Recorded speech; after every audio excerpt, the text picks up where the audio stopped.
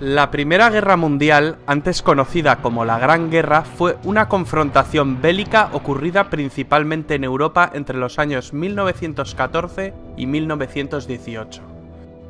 Más de 9 millones de combatientes y 7 millones de civiles perdieron la vida, una cifra extraordinariamente elevada comparado con guerras anteriores.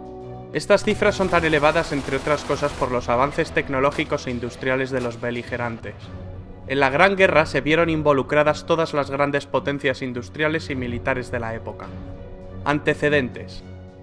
De la noche a la mañana, Alemania, que había llegado tarde al reparto colonial, se incorpora al club de las grandes naciones. Su gran ejército había infringido una humillante derrota a la Francia de Napoleón III, y el rey de Prusia, Guillermo I, se había proclamado emperador, Kaiser, de todos los alemanes. Francia pierde las regiones de Alsacia y Lorena. Francia e Inglaterra aparcaron sus diferencias en cuanto el gigante alemán empezó a hacerles sombra, formando la Entente Cordial, Entendimiento Cordial, en 1904, que tras la anexión de Rusia pasó a llamarse la Triple Entente. ¿Qué bandos se enfrentaron? Se enfrentaron dos bandos. Por un lado, la Triple Entente que acabamos de mencionar. En el otro bando tenemos la Triple Alianza, formada por las potencias centrales, el Imperio Alemán y Austria-Hungría, o Imperio Austrohúngaro.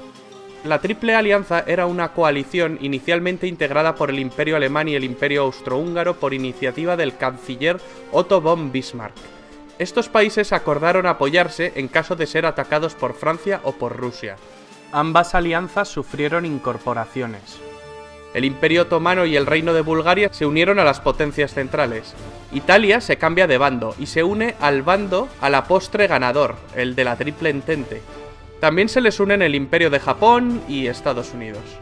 ¿Cuál fue el detonante? El imperialismo y el colonialismo que venían desarrollando desde hacía décadas las potencias involucradas fue la principal causa subyacente. Pero la chispa que desató el conflicto se encendió el 28 de junio de 1914 en Sarajevo, con el asesinato del archiduque Francisco Fernando de Austria y su esposa. El asesino era un nacionalista serbio. El asesinato desató una crisis diplomática. Austria, Hungría y Alemania exigieron a Serbia la apertura de una investigación y la actuación en territorio serbio. Serbia se negó en rotundo, con el respaldo de la Rusia del zar Nicolás II. Austria-Hungría finalmente declara la guerra a Serbia. Rusia entonces sale en ayuda de Serbia. Más tarde Alemania mueve ficha y declara la guerra a Rusia y a Francia, e invade Bélgica. Inglaterra se la declara a Alemania, y así sucesivamente. De pronto, medio mundo estaba en guerra contra el otro medio. Hoy resultaría impensable la alegría que produjo en Alemania el estallido de la guerra. Los alemanes pensaron en una guerra rápida, derrotar a Francia entrando en París, invadiendo la neutral Bélgica, para en pocos meses trasladar toda su maquinaria a Rusia. Pero los franceses se resistieron. El avance armamentístico impuso una guerra muy costosa y muy larga que rápidamente se enquistó y se convirtió en una auténtica carnicería. Las líneas de trincheras apenas variaron.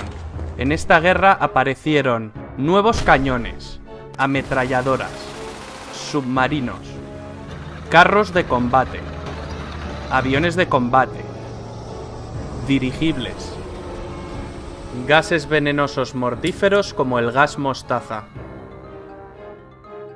Se combatió en muchos frentes.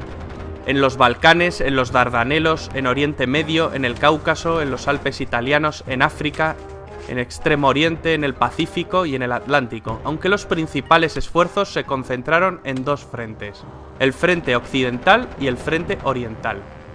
La guerra de trincheras, en la cual los ejércitos combatientes se refugian en zanjas cavadas en el suelo, existe a partir de la revolución que supuso el uso de armas de fuego. Este tipo de guerra llega a su punto máximo de brutalidad y mortalidad en el frente occidental.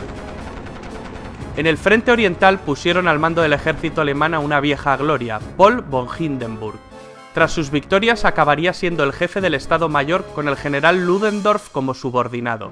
Ambos acabarían creando una dictadura militar dirigiendo de facto el país, marginando al Kaiser Guillermo II y al propio Parlamento alemán. Los alemanes intentaron aislar a los ingleses con sus submarinos U-Boot. Estos submarinos atacaban una y otra vez sus barcos que abastecían la isla. En 1915 los alemanes hunden el RMS Lusitania, un gran transatlántico, orgullo del poderío británico. En el hundimiento mueren 128 estadounidenses. Este hecho provocó que en 1917 los Estados Unidos le declararan la guerra a los imperios centrales. Y esto terminó de desestabilizar la balanza. También ese año en Rusia, las hambrunas y las bajas de la guerra desencadenaron el estallido de la Revolución Rusa, la cual obligó a abdicar al zar Nicolás II. Los bolcheviques tomaron el control total y finalmente firmaron el armisticio con los imperios centrales y más tarde la paz. Los alemanes aprovecharon esta victoria para enviar casi todo su ejército oriental al frente occidental e intentar obtener una victoria rápida antes de la llegada masiva de los estadounidenses. Era su baza definitiva. Pero mal alimentadas y cansadas, las tropas alemanas no pudieron resistir la contraofensiva de Foch y fallan frente al objetivo final, París, quedando a 120 kilómetros de la capital gala. El general Foch comanda sus tropas francesas y estadounidenses hacia la victoria, en la segunda batalla del Marne. Los primeros tanques británicos entraron en combate y la superioridad aérea aliada fue evidente. Los italianos también derrotaron a los austrohúngaros. Ludendorff y Hindenburg son partidarios de la capitulación inmediata, pues creen que el frente se derrumbará en cualquier momento. Tropas estadounidenses de repuesto no paran de desembarcar e incluso Italia se prepara para enviar un contingente a Francia.